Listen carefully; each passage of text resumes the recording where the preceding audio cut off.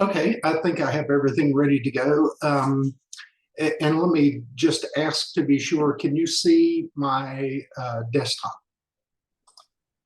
Yes. Okay, so with that in mind, let's get started. I'm Randy Kearns. I'm your professor for the healthcare management course 6010. The whole point to the program, particularly this course, is more of a survey course. By the time you finish, you should have hopefully a good understanding of at least the fundamentals of the American healthcare system.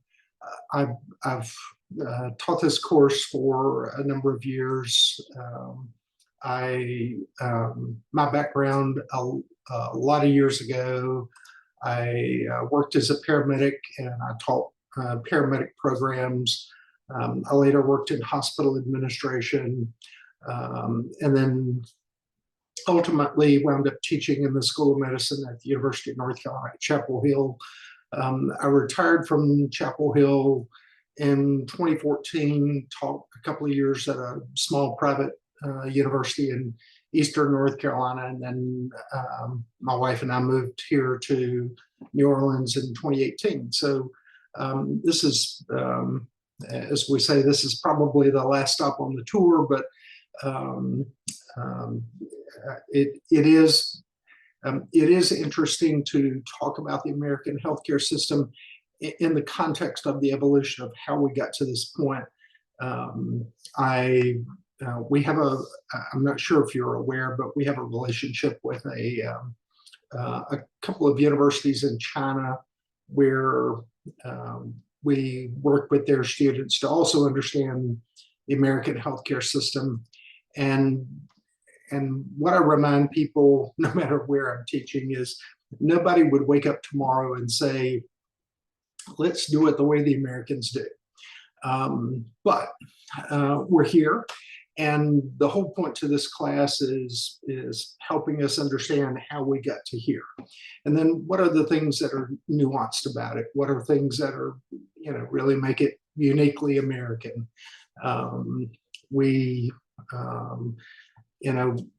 As far as world economies go, according to Forbes last month, the largest economy in the world by GDP is the United States at 26.8 or $26.9 trillion. Second largest economy is China at $17.9 trillion. And the third largest economy, depends on what month you look at last year, but it would vary anywhere between Germany at 4.5 trillion and Japan at 4.5 trillion. But the gap between where we are in the United States and where other countries are other than China is, as they would say, quite vast. I would also add that just as a component of GDP, we spend over $4 trillion in healthcare in America. Again, that's more than the entire economies of every other country in the world other than places like Germany, Great Britain, Japan, and China. So we spend a lot of money. I think all of you are in the healthcare management program. When you finish, you'll have a AA accredited business degree in healthcare.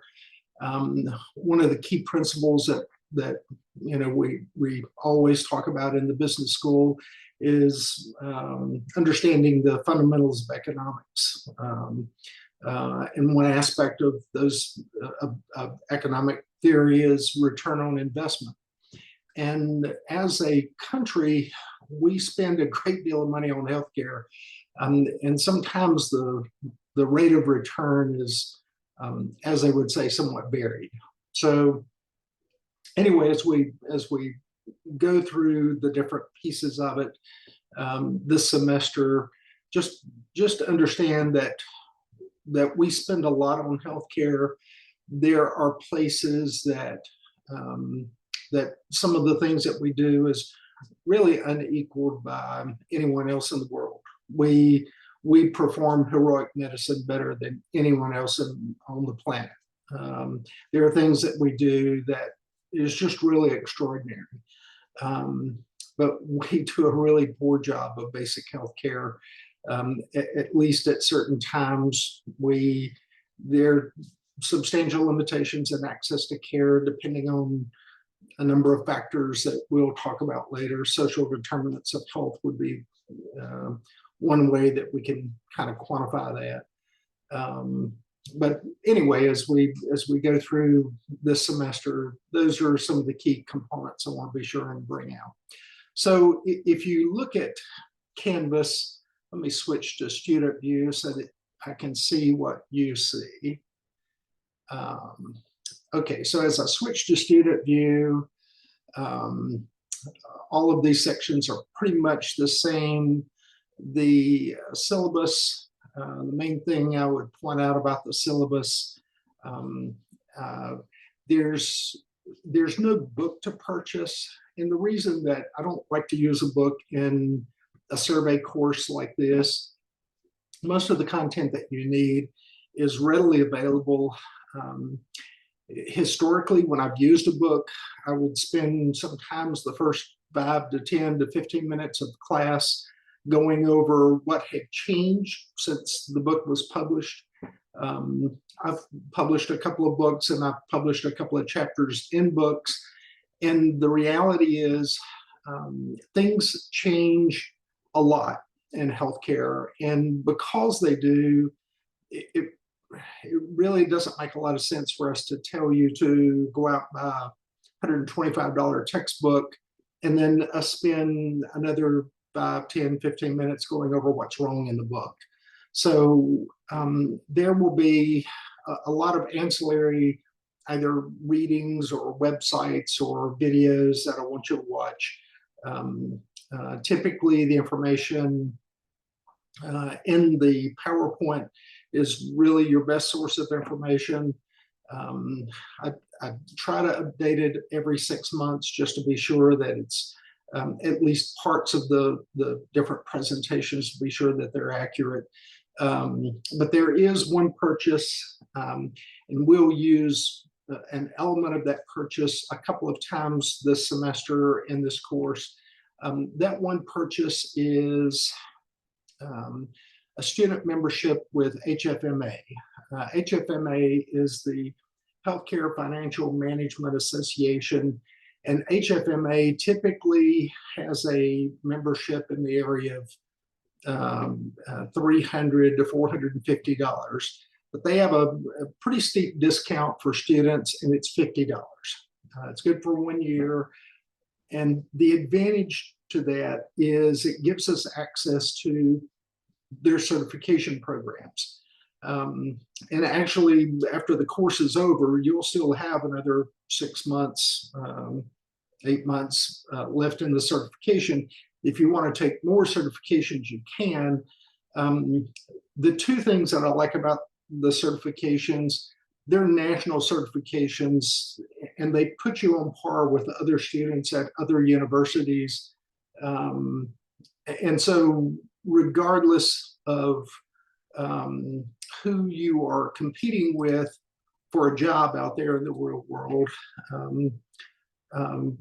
certifications are one of those ways that we help to assure that your outcomes can measure quite favorably with and on par with those of any other university.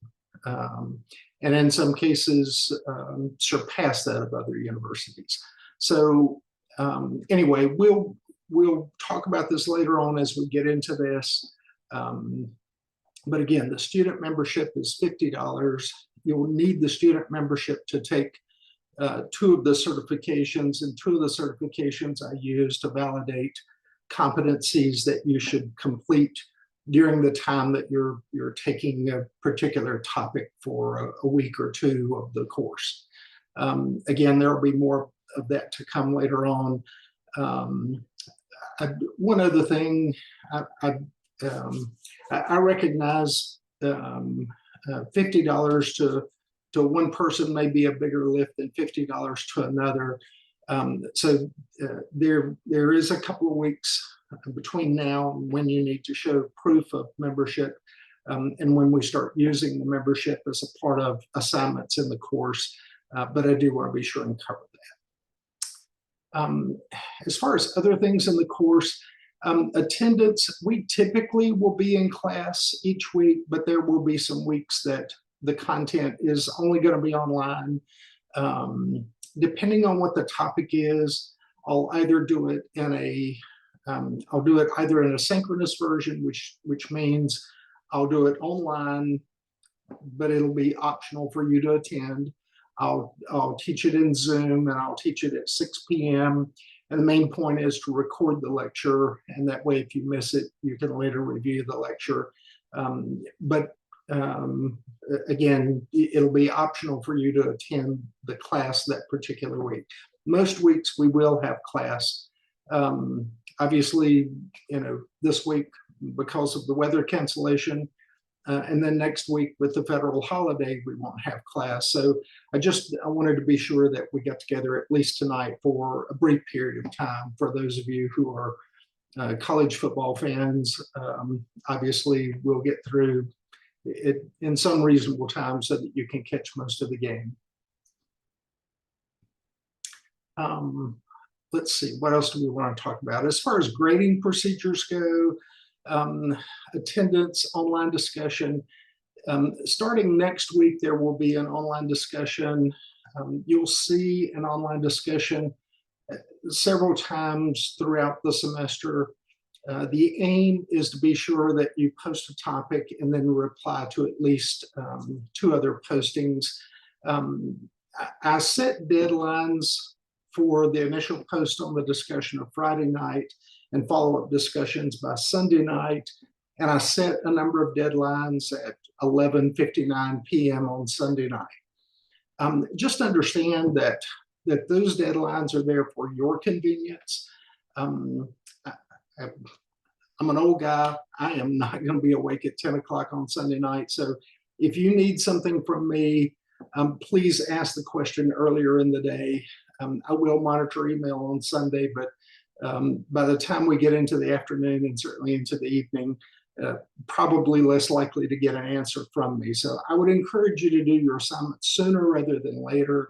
I'll also add, in terms of help from the help desk or any other type of technical assistance at the university, it's far less available after 5 o'clock on Friday afternoon than it is at 11 o'clock on Sunday night. So just again, the deadlines are set for your convenience, not necessarily those of because instructors are waiting, for a question at 10 o'clock on Sunday night.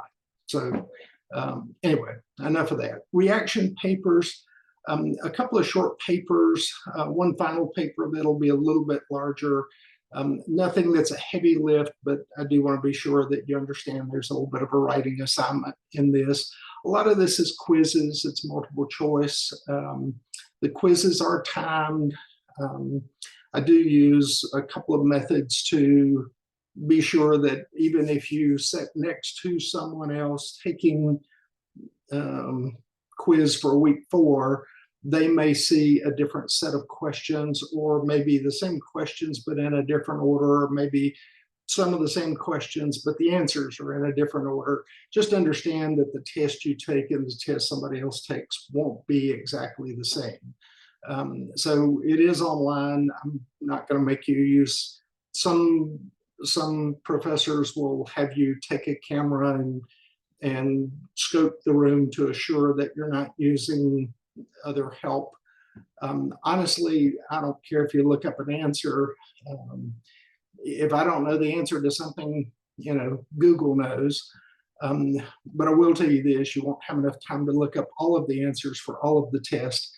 So I would really encourage you to read the content, understand the material, and be able to answer the question without having to look it up. If you do need to look it up, you'll have time to look up an answer or two, but not the whole test. Presentations, there will be, because of the size of the course, Right now, there may wind up being I typically do group presentations. I'll probably do that, but we'll do that later on in the semester, and we'll get to that again later on in the semester. Actually, I have a typo here, CSBI, and it should be CRCR and not SRCR. So there's 2 exams that you'll take with HFMA, and using the HFMA system that will account for a part of your final grade. And so and there is a sliding scale on what the value is. I've structured the course in a way that if you're not successful passing the test the first time you take the test for one of the HFMA certifications, you can retake the exam 30 days later. And it, so let's say theoretically you take it 3 times. I'm going to give you the best, whatever your best grade was on 3 times, that's what I'm going to give you. If you pass it 1 time, that's what you need. You're good to go. You get 100 regardless of what your score is. If you don't pass it, then there's a sliding scale of what that value is. That's enough of that for syllabus.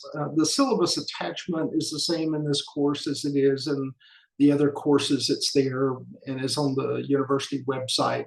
But again, it's a series of resources that are available from the university in case you have questions about dates or anything that's critical in what's going on.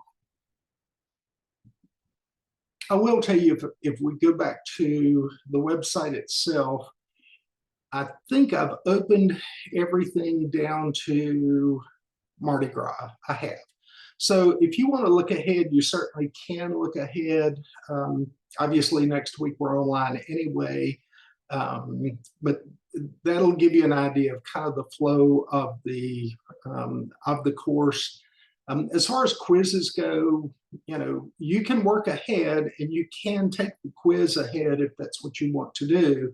I would encourage you, particularly if it's a class that we're going to hold, and again, this semester we'll have most of our classes face-to-face. I would encourage you to wait until we have class and take the exam sometime later on in the week, or take the quiz sometime later on in the week. I think I also gave you 2 attempts on the first quiz, and the whole point to that is to be sure that you had a better feel for what the quiz environment is if you've not done this. Sometimes this is the first class someone's had in 10 years. And so just kind of getting back into the flow of how things work in a college environment may, again, but you only get 2 attempts on the first quiz. Thereafter, 1 attempt, and they're all timed, and even the first quiz is timed. So let me stop for the moment and say, do you have any questions?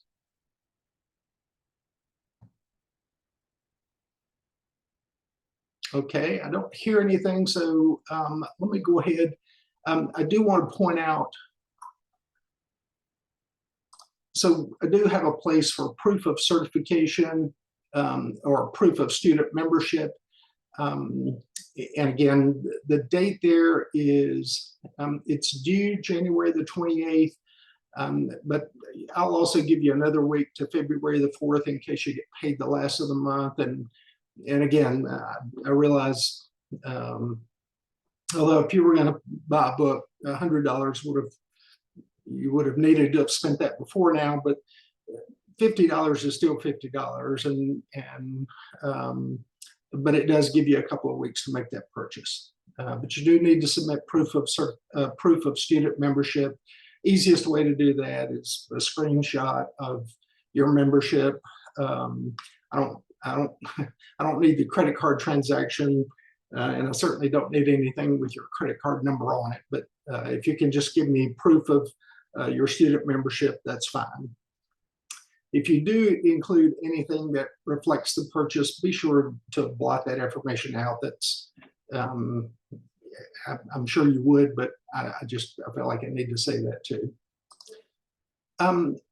As far as discussions go, our first discussion forum is next week. And then, again, this gives you an idea of, be sure and pick a topic. There's a lot of topics to pick from. I'm going to hit the highlights of this in just a minute in terms of the presentation for this week.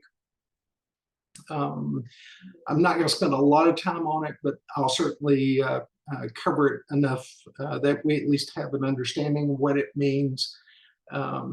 Most nights, and let me just go ahead and put that into context, most nights we'll always start class promptly at 6 p.m.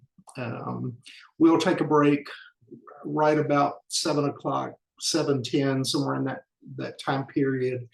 And then we'll come back to the classroom about 7:20. And then I'm typically finished between 8 o'clock and 8:15. I realize the class is actually scheduled to end at 8:45, but as I remind students on a regular basis, if your car is still in the parking lot at 8:45 on a class night, it's something probably happened to it and we need to be helping you getting it started, that sort of thing. There's no reason why we're going to be in class at 8:45 on class night. We'll typically finish again by 8:15, sometimes a few minutes earlier than that. Occasionally we'll go over maybe to 8:20, but that's typically the aim.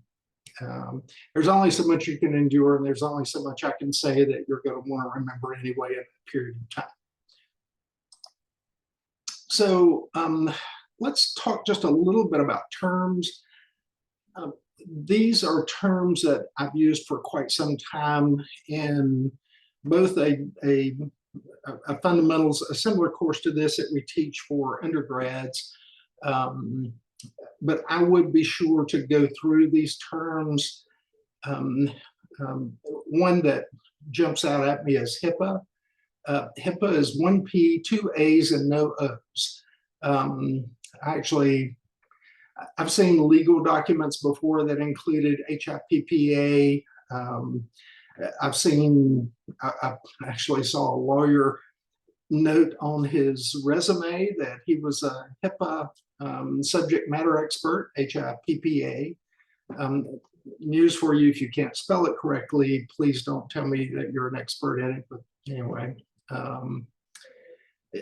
Different types of credentials that people have, and again, these things we'll talk about later, but key financial measures in the hospital are really important. That we'll be sure and talk about them again in the context of how we understand how we finance operations. I've worked in hospital administration before. Average length of stay, what your census is, case mix index. Those are really important things. Being sure that you understand what that means and how that influences staffing patterns. Really important. Okay, I say that along those lines. So again, it's been more than 20 years now. Actually, it's 20 years ago this year was the last time I worked in hospital administration, but we had a tendency to promote nurses into roles that they were just outstanding nurses. They provided extraordinary patient care, and we promoted them into roles of being managers. And from time to time, they weren't successful, and occasionally they were wildly unsuccessful. And we came to realize that, being a good manager of patient care skills and being a good manager, particularly a good steward of the operating budget, is not the same skill set. We learned that the hard way. I'm sure other organizations have as well, and I'm sure other organizations have taken steps to remedy that. And I hope, what you see for yourself down the road is just a better understanding of About 75% of the jobs in hospitals include something with a clinical credential. I'm a nurse, I'm a pharmacist, a respiratory therapist, but typically there's some type of credential or certification. But the other 25% who really aren't so much involved in clinical care or bedside care are also essential in being sure that the hospital operates efficiently and effectively. And hopefully that's what I hope you're getting a better education to understand and to be able to do. And that includes ways that we manage the financial operation of the organization. The closer you are to the money, managing the money,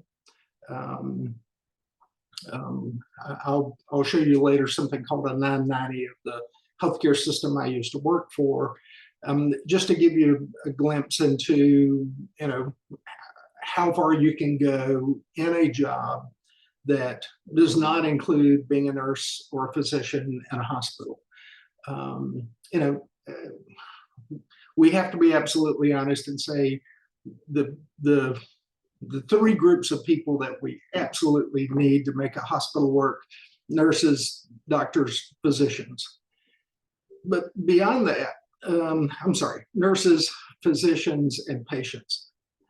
Beyond that, other people are certainly important too. And we do compensate other people, and in some cases compensate them quite well to be there. But your job when you're there and in that environment will always be to support one of those three groups, in most cases two or three or all three of those groups. And that includes understanding, again, the financial health of the organization. What are the steps you can take to be sure that we're financially successful? We teach healthcare at the University of New Orleans because it's business, and we teach it in the business school because it is big business. Ochsner Health is the largest private employer in the state of Louisiana. It's a $1 billion a year organization. It's a multi-billion-dollar a year organization. LCMC Health is the largest employer in the greater New Orleans area. It's a multi-billion-dollar organization. The VA healthcare system, also based, at least with a large operation in New Orleans, is the largest healthcare provider in America, and is also a multi-billion-dollar organization. And so if we're being good stewards of how we finance and operate these organizations, we have to understand key financial measures, and we have to understand how we're going to manage these organizations. Case mix index, as an example, the higher that number, the sicker your patients.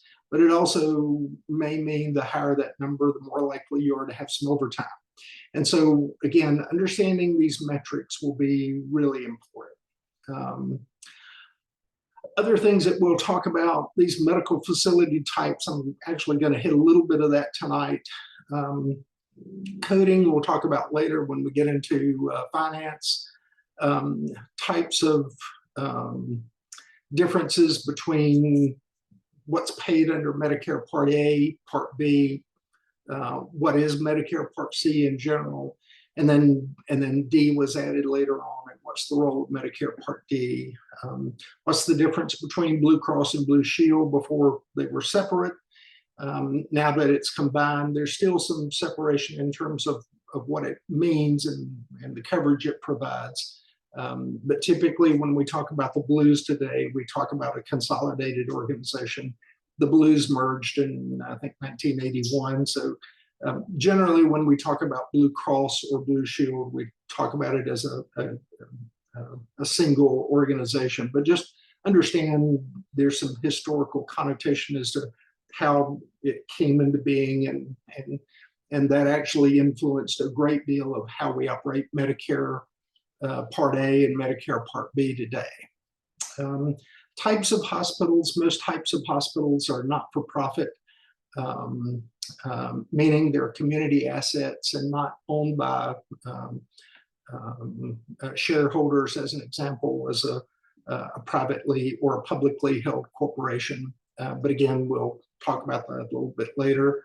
Self-funding alternatives for insurance. When we get into insurance, how insurance is funded, we'll talk a little bit more about this.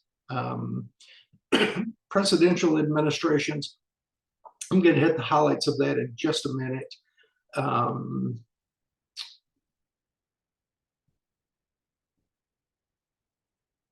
And I think that's really all I wanted to cover in terms of terms and abbreviations. By the end of the semester, you will have seen each of these terms within the context of this course. And so the sooner you can review the terms or acronyms or abbreviations and at least start developing, we have our own vocabulary. We, to some extent, have our own language in healthcare. I mean, that's the way it is. And the better you have a command of those terms and abbreviations and what the acronyms mean, the better you're going to be able to understand the conversation that you're having with others. Again, if you're not being seen as the chief clinician, then nobody's going to be consulting you for clinical care. They're going to look to you for some type of business acumen and some type of business expertise. The jobs that we typically see people move into with a degree like this include something in human resource management or finance or patient registration, supply chain, revenue cycle, information technology.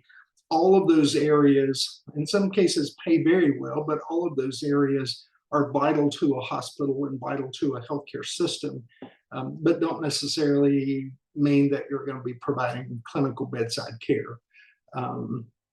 There's a couple of small things that we will add in that I think are important if you're going to work in a hospital or a clinic or a doctor's office.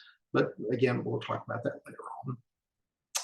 So terms and abbreviations, proof of student membership. Let me stop just a moment and ask again, are there any questions?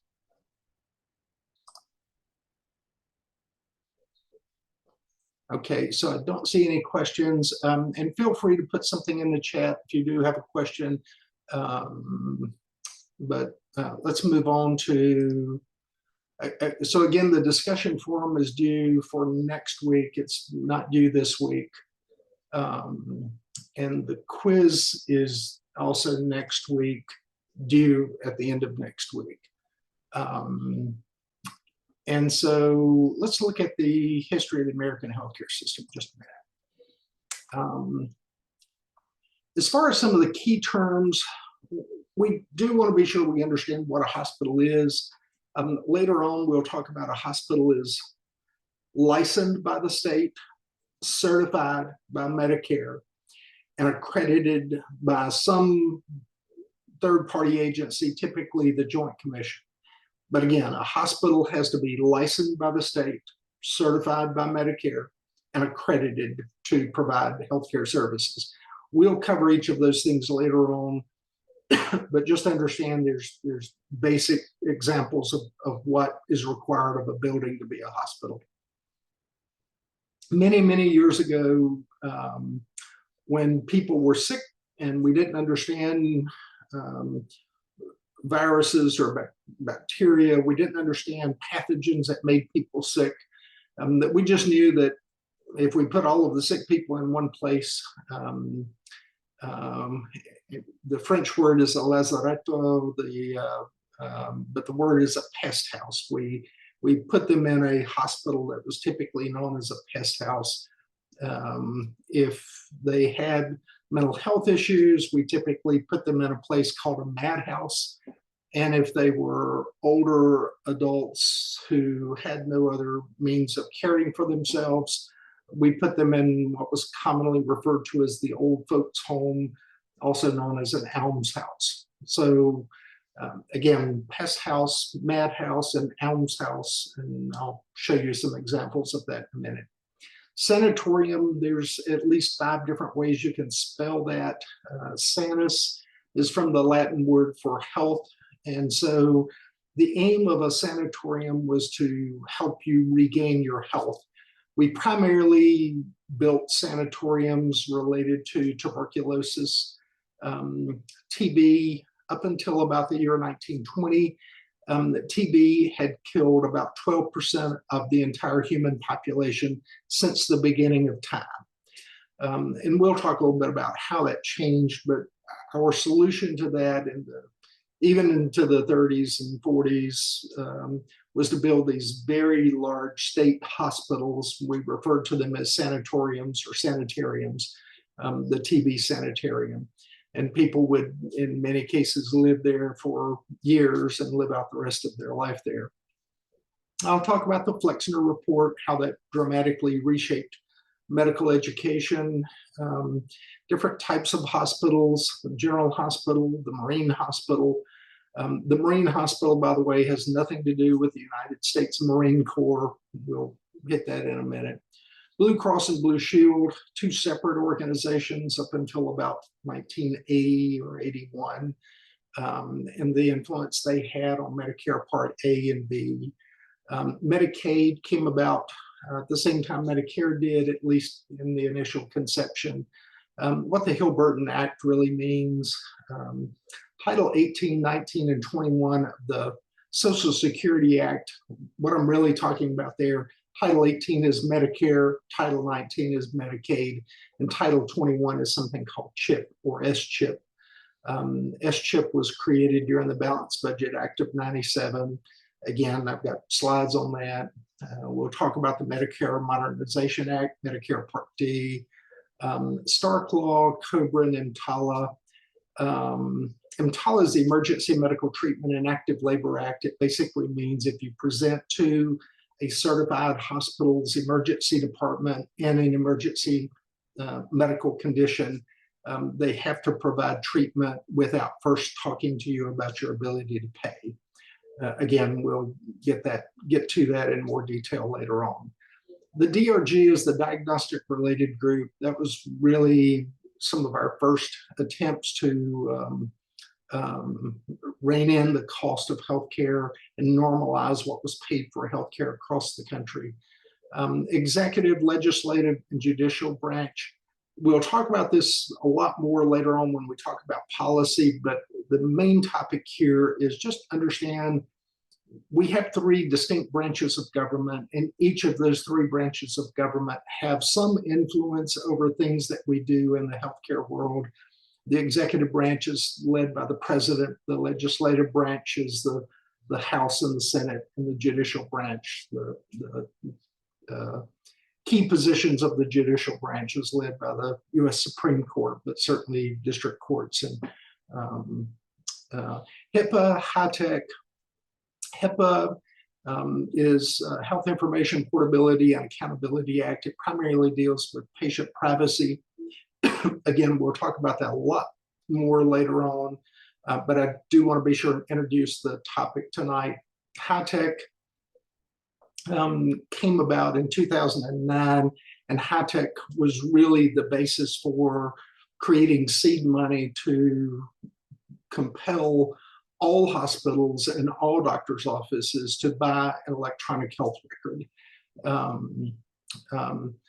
The PPACA is, some people refer to it as Obamacare. I typically don't. While I have a lot of respect for President Obama, there are people who really don't like Obamacare or really do like what's known as Obamacare, and in both cases don't fully understand what's in the Affordable Care Act. The law is the law, and we need to talk about where it has been successful and where it does good things for our community, and where places that you know, if we can ever figure out how to understand the word compromise again in the legislature, that we can work on ways to improve it. But you know, Medicare and Medicaid occurred during the Johnson administration. We don't call that Johnson Care, and I'd rather we call it what the law is, and that's the Affordable Care Act. And that way we can evaluate it objectively and not through whatever lens that our political party tells us to look at something. And for the record, the Affordable Care Act has done some good things, and we'll talk a lot about that. And there are places we can improve it, but it is the law that we have, and that's what we need to be working with. MACRA, small, but I'll mention it later on. And then P4P is pay for performance, which is a really key initiative in terms of how we pay for healthcare. Now, for the next about 25 minutes, I'm going to go through, again, some of the highlights of this presentation, but I'm not going to spend a lot of time on anything. I will ask you to go back and look over it again when you have some time, particularly if there's something that you didn't see, that you didn't fully understand, or would like to know a little bit more about it. The madhouse, or the lunatic asylum, was really some of the first hospitals built in America. We didn't exactly know how to deal with mental health issues, and in a really large scale in many states, we built large buildings to house these people. Early on, we didn't understand the difference between people who had mental illness and people who had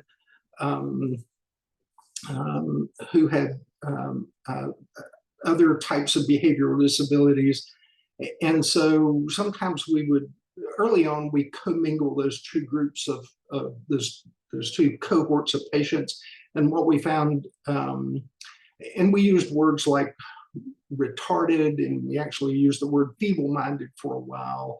But what we came to realize is people who had mental illness would routinely not be able to control their violence and would wind up hurting, and in some cases causing great harm to people who really had no means of, in some ways, protecting themselves. And later on, we began to realize we needed to separate. Those were two separate populations, patient populations. And today we treat a lot of that in an outpatient type setting, but there are certainly state institutions where we continue to operate, at least for patients with the most severe disabilities of one nature, one illness or another. The sanitarium or sanatorium, again, healthy, sane is really the Latin derivative of how we arrived at the word sanitarium or sanatorium. Many older hospitals in America started out as what was known as a sanitarium or sanatorium. The whole aim was, if it was a small private sanitarium, you went there to stay for several weeks. You were fed good food, you took long walks, and the idea was, we'll help you build your body back up and your body will fight off the disease. Again, we didn't understand how certain pathogens made us sick. So, we didn't understand that aspect of it. We just knew if you felt better, your body would help heal itself. That didn't always work that way, but that's okay. That's how we felt about it. A pest house or a lazaretto, this is just a clipping of the New Orleans pest house. The picture to the right is truly what a doctor wore, wearing what a plague doctor wore. This was their personal protective equipment, a hat to cover the head. The long beak actually had a filtration system in it to filter out some of the really putrid odors that they dealt with in those days. Goggles to protect the eyes, some type of smock around the neck to protect the neck area, a long leather coat with gloves, and a pointer or a wand to direct the patient movement. When you hear someone talk about, I wouldn't touch that person with a 10-foot pole, that's actually where the origin of the phrase came from. Obviously, we don't deal with people who have infectious disease that way today, but we didn't know exactly what was wrong. We just felt like if we could put them all in the same place, they, probably wouldn't make fewer. They would make fewer people sick out in the general public. almshouse. This is an almshouse that was here in New Orleans, built by Thoreau. The one thing that really changed the need for what was called the old folks home was the creation of Social Security. The more you could allow people some basic income to stay in their home, even if they couldn't work, physically couldn't work, really eliminated much of the needs for what we saw with at least what was considered the county home or the almshouse that existed pre-1940. The country doctor, and this is actually from a country doctor museum I used to take students to in Eastern North Carolina. What we used to deal with, if someone was sick, they stayed at home and someone went to get the doctor to come to their home.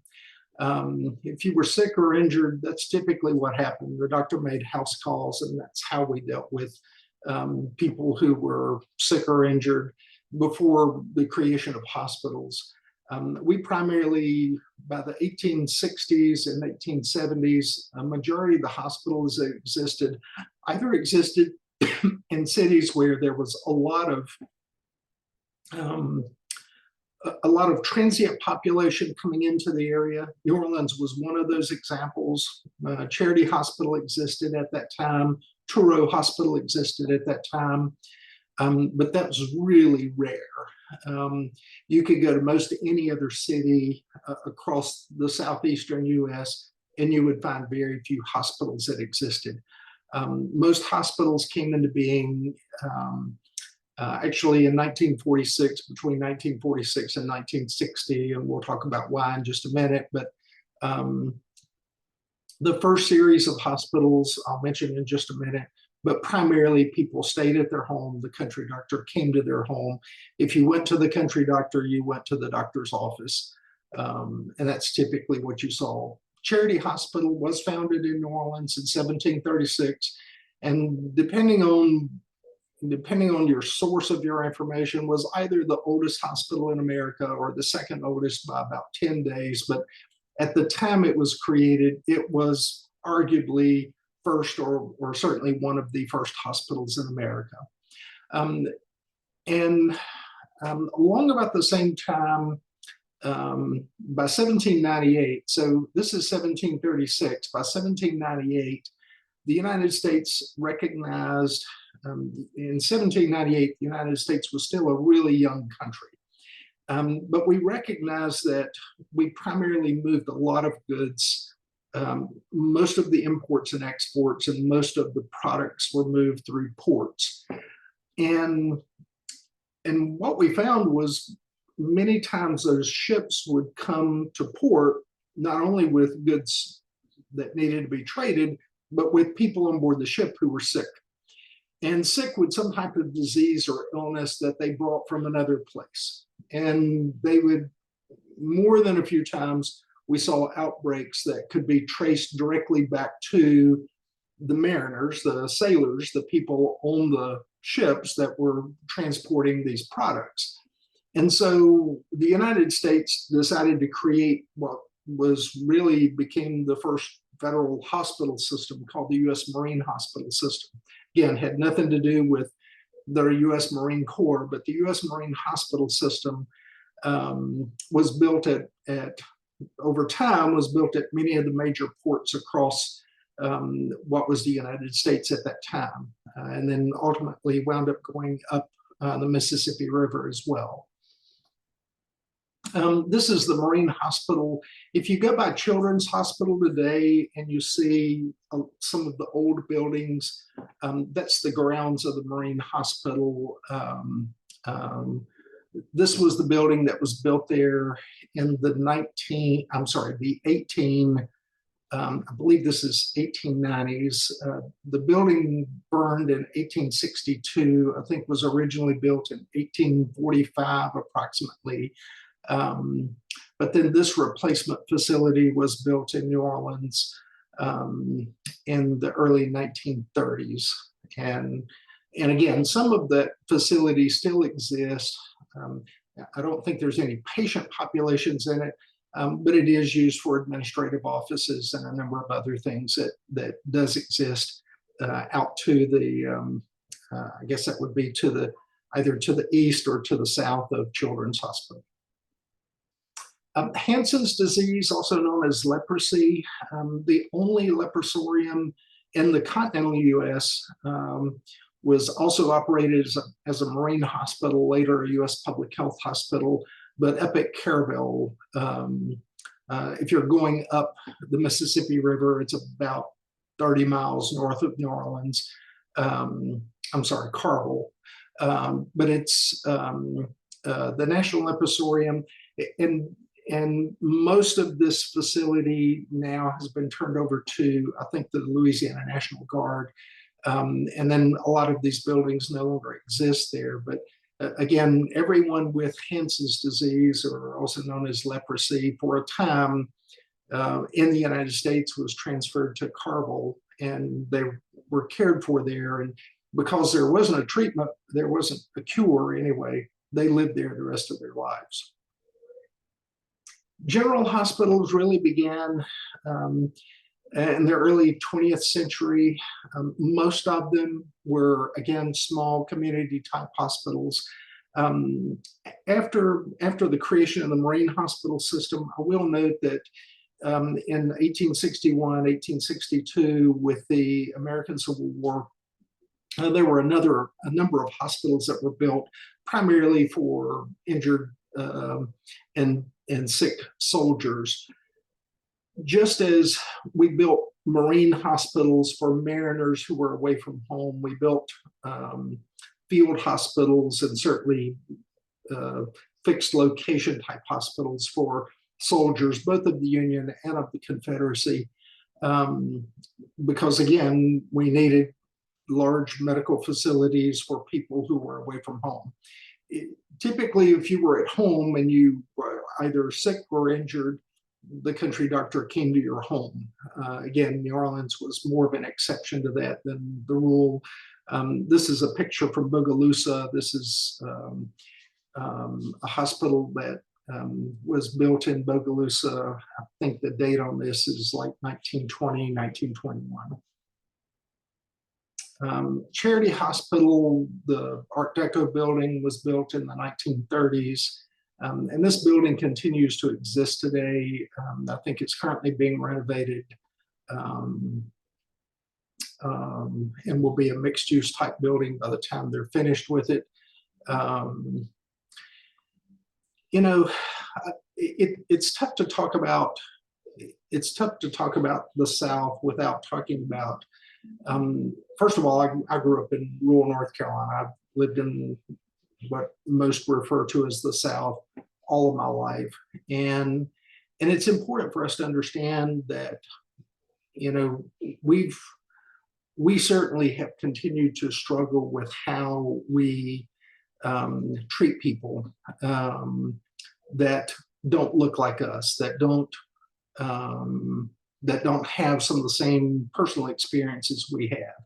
Separate but equal really became kind of the mantra about the turn of the 20th century.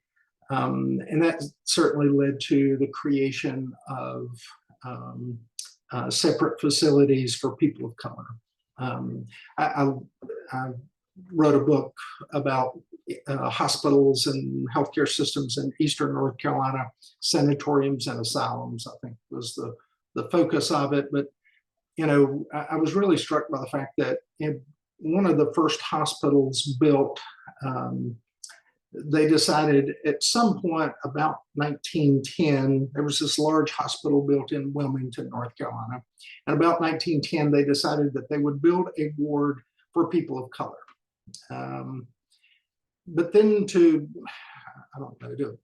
my opinion, to make matters worse, they would not allow physicians of color to take care of patients in that area. And in fact, up until in some cases, in more than a few hospitals, there were separate entrances, there were separate waiting rooms, there were separate restaurant facilities within these hospitals.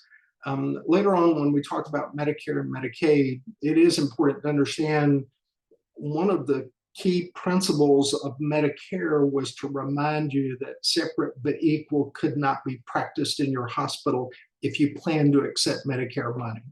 So one of the things that really led to substantial desegregation of the American healthcare system, at least in communities where this existed in kind of a wholesale way, was, you can continue to practice your separate but equal attitude, but you don't get any Medicare money. And so over time, I think hospitals began to realize if you want to get paid for your services, there are things that we need to do to make this right, and did find their way to making it right. But along the way, it is important for us to understand how those services and those systems existed, not just here in New Orleans, but across the South, and for that matter, in many places that you wouldn't necessarily consider the American South. Medical schools, under the guise of the Flexner Report, the Carnegie Foundation, some call it the Carnegie Foundation, but the Carnegie Foundation funded the Flexner Report. The aim was to improve American medical education. Abraham Flexner visited each medical school over a period of 2 years and concluded that there were some medical schools that did not meet the standards of what was being established by the American Medical Association. And so the new standards that were put into place required that you either had to meet those standards or you had to close your medical school. What that resulted in was a number of small rural medical schools closed, and a lot of medical schools that only educated people of color also closed. In fact, all but 2 closed. The only 2 that did not close, oddly enough, Abraham Flexner was from the Louisville area. There was a medical school in Louisville that did not close, and Howard did not close. The rest of them did. And the downstream effect of that was by the mid 1920s into the early 1930s, there was this vast loss of trained physicians that existed, particularly in rural America, but specifically in minority communities or underserved minority communities. The Flexner Report certainly had a stated aim that was important, and that was to improve the quality of medical education. But it also had a byproduct that I don't know if it was a stated aim or an understood aim, or if it didn't exist as an aim, but certainly was a result anyway. It did result in the closure of a number of medical schools that only or primarily addressed the needs and communities that really needed the most help. Clinics and infirmaries, we did use the word clinic and we used the word infirmary, and in some cases had continued to use it. One of the most prestigious hospitals in America, 2 of them, the Mayo Clinic and the Cleveland Clinic, are anything but clinics, but it does remind you how the name origin kind of evolved into what it is today. Touro opened as the infirmary. The Touro Infirmary was considered the Jewish hospital of the South. If you were Jewish and you lived anywhere in the South, you wanted to have your baby at Touro.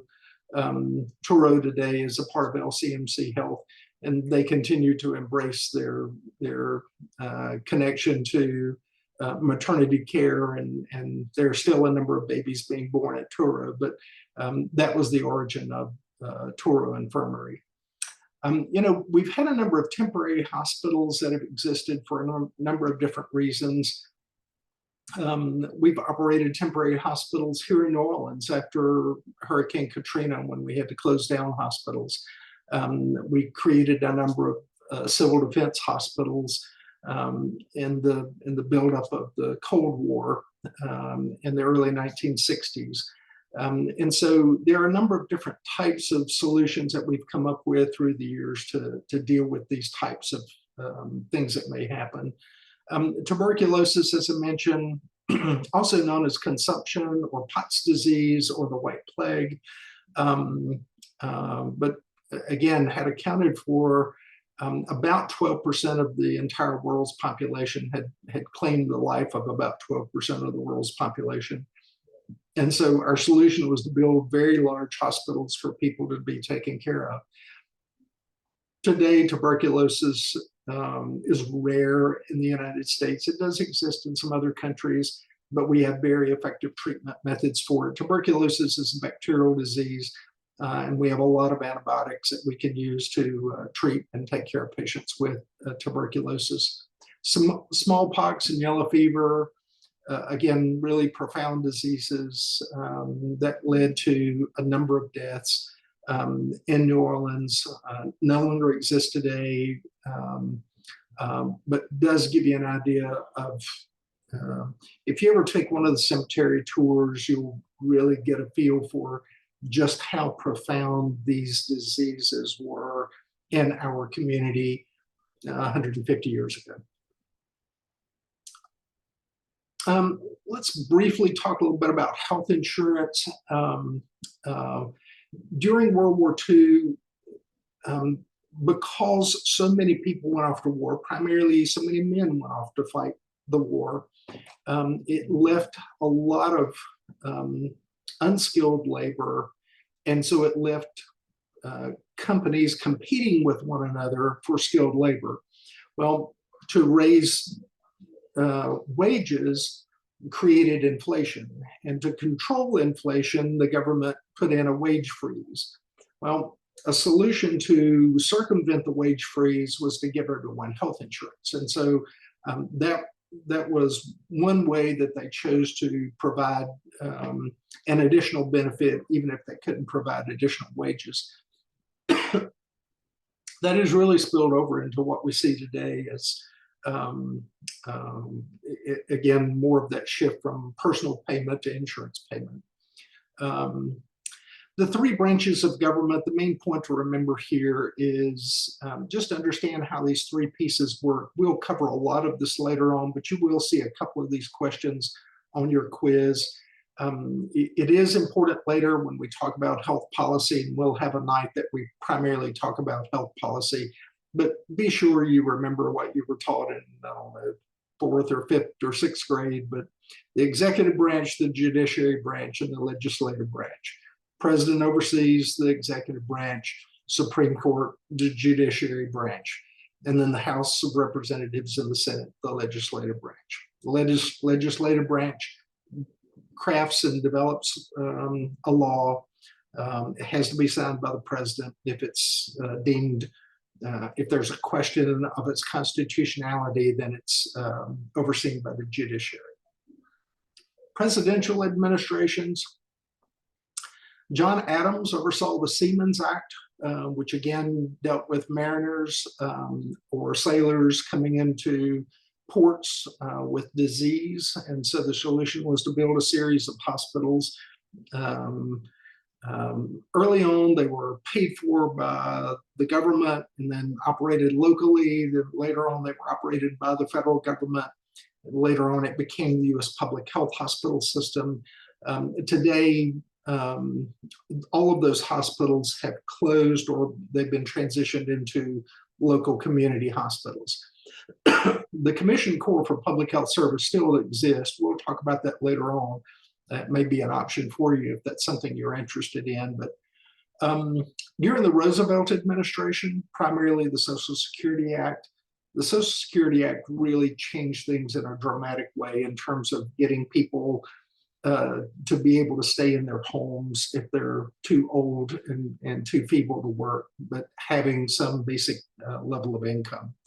The Truman administration, although tried universal health care, this was actually during and certainly in the immediate aftermath of World War II, but was successful passing something called the Hospital Survey and Construction Act, also more widely known as the Hill-Burton Act. But it funded many, many hospitals in America, actually to the point of it funded more than we needed. But we went from having far too few hospitals to really a lot of hospitals in America because of the Hill-Burton Act. Eisenhower was primarily focused on infrastructure spending, building the interstate highway system, not a lot of change in healthcare. The Kennedy administration really didn't get a lot done, but created the groundwork for what would later be led by the Johnson administration.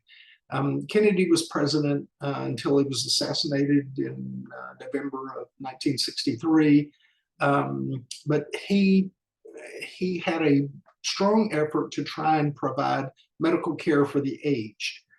Failed to get it passed, but it really set the stage for what Johnson was able to do later. Johnson was Kennedy's vice president, and although by 1967, 1968, even though Johnson was eligible to run for re-election, he was not a very popular president at that time.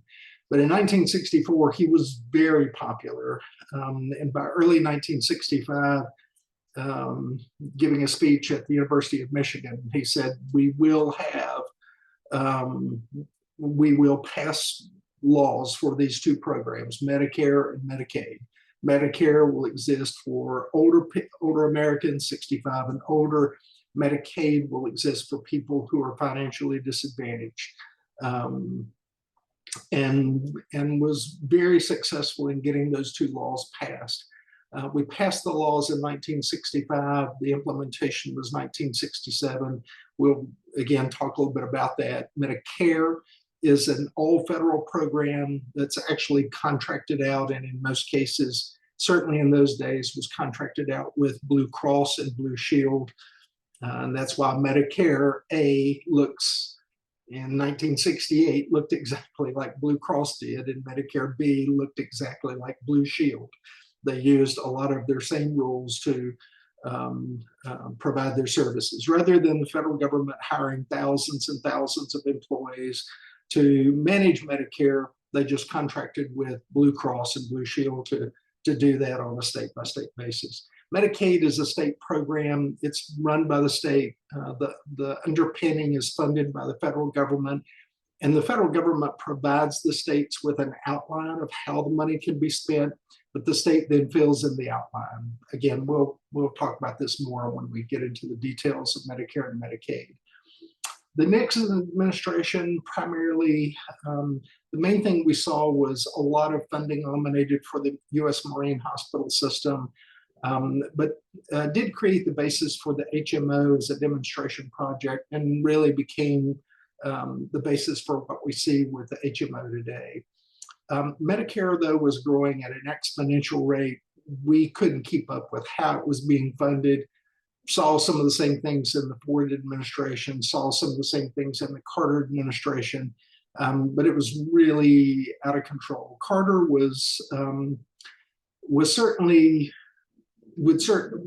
go down in history as probably the best person who ever took advantage of having been president at some point for the acts that he did.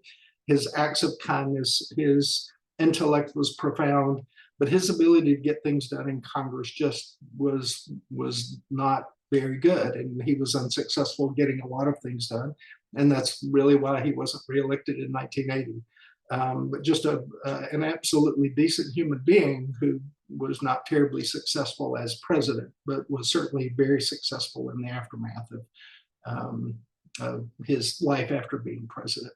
Ronald Reagan was a Democrat in the 1960s, but was considered a conservative Democrat, and strongly opposed the creation of Medicare.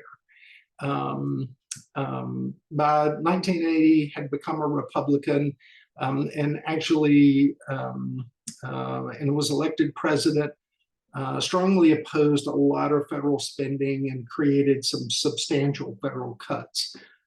Eliminated a lot of federal programs, really reorganized how we paid for healthcare, changing to what we'll later talk about as the DRG system. There were some other things that came about during the Reagan administration, but really dramatically changed the way we paid for healthcare. The George H.W. Bush administration primarily focused on the Americans with Disabilities Act and HIV and AIDS funding. Just understand AIDS in 1988, when George H.W. was running for president, AIDS was a death sentence. If you were diagnosed with HIV, you were told to get your affairs in order. You would die within 6 months. And it's through the efforts that were placed that began really during the Bush administration, but certainly carried over in the Clinton administration and then the Bush and Obama administration that's really carried us to where we are today, where today it's a chronic disease, but people diagnosed with HIV seldom play out to actually developing AIDS as long as they take their meds and follow up with their care. The Clinton health plan failed in a pretty dramatic way, but Clinton really created the baseline of what Obama would later see as things to do differently. The Clinton blueprint was to convince everybody this was the right thing to do. He spent so much time trying to do that, though, he allowed the Republicans to build up the type of critical mass that they needed to vote down his plan, and that's what they did. He was able to get a number of things done during the Balanced Budget Act of 1997, created the Critical Access Hospital System, Medicare Part C, and the Children's Health Insurance Program. The main reason I use this picture of President Clinton talking about this was at the Charlotte Town Hall in 1994, and that's because this is me about 40 years ago.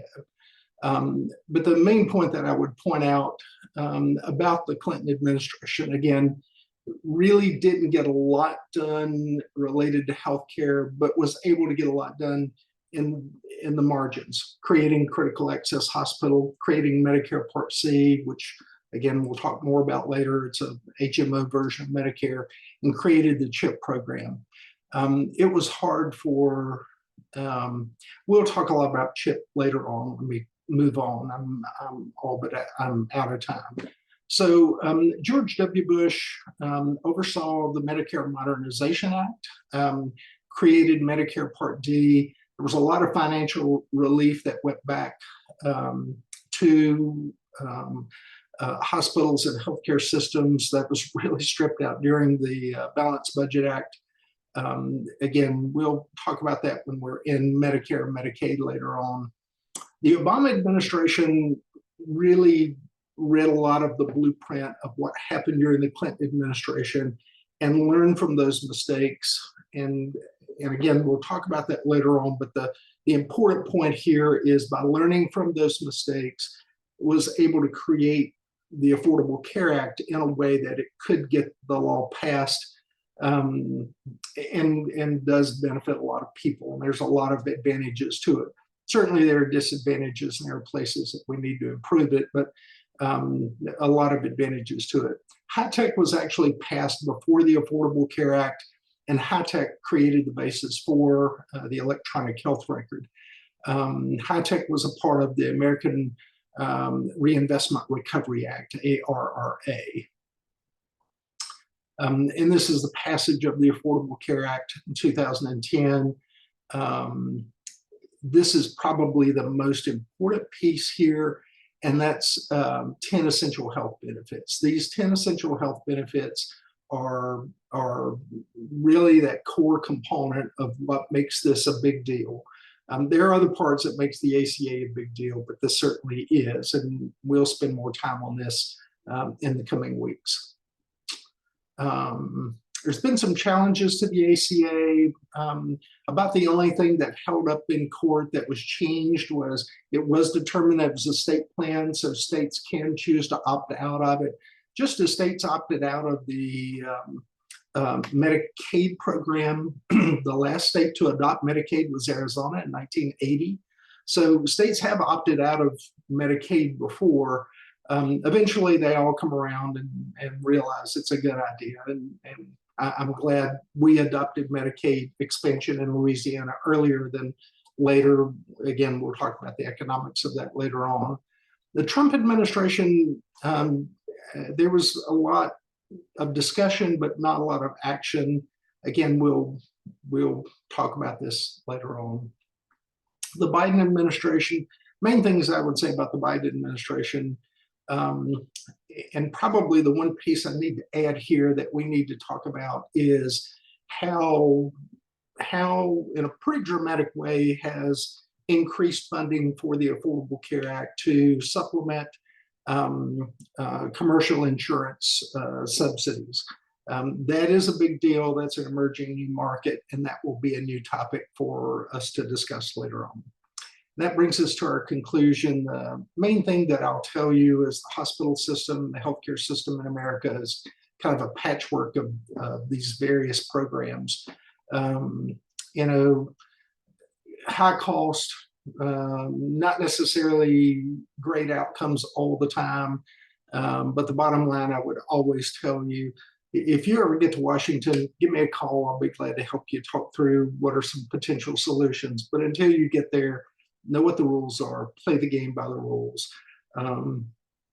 There's fundamental right and wrongs and things that we have to do because it's the way we need to do it. It's not always, just understand what the rules are. Some of the biggest challenges people have at times is trying to bend the rules for what seems the right thing to do. There's a right way to do things and not break the rules. And so again, that's something we'll talk about in the future as well. And with that, we'll come to a close. Anything that you would like to ask for tonight?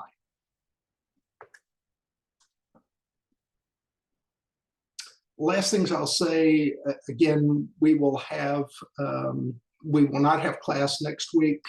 Next week is all online, so your content is online. And I just covered most of what you'll need for your quiz next week. If you're trying to look at what's important for next week, be sure and know what's in the terms. If we look at, let me go back to here just a minute.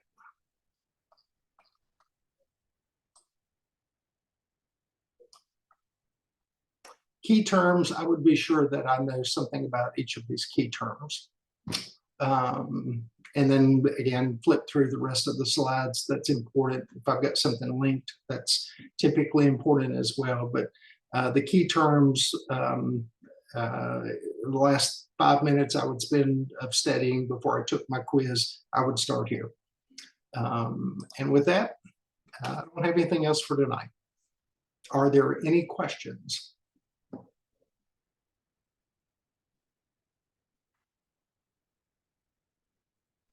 Yes, hi. I was here. I logged in 15 minutes late just because my battery had died. The format of the quiz, I think I'm assuming based on the syllabus, it just seemed like you had gone over that maybe the first 15 minutes. I'm not sure, but is the format in person, like in class?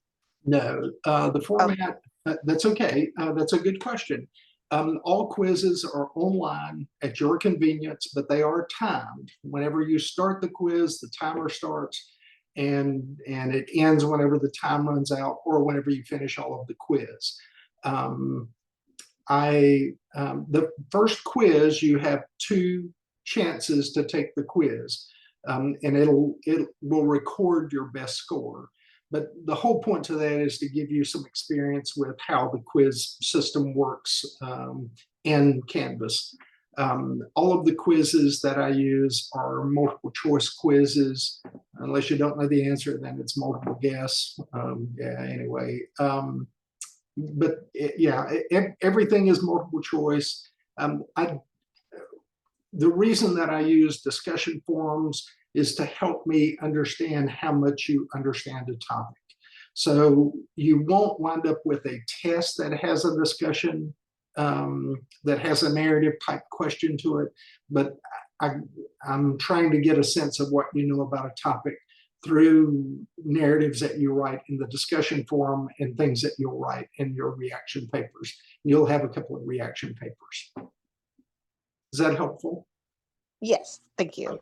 Okay. Are there other questions?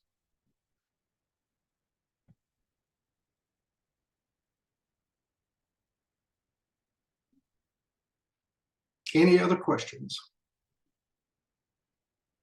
I do appreciate your time tonight. I am sorry I went over, but anyway, at this point, we'll stop, and I will see you in 2 weeks at 6 o'clock in room, I think, 209 at Cushman Hall. If you need anything, send me an email. I'm typically going to answer within 24 hours. Okay. Thanks, and you all have a good night. Thank you.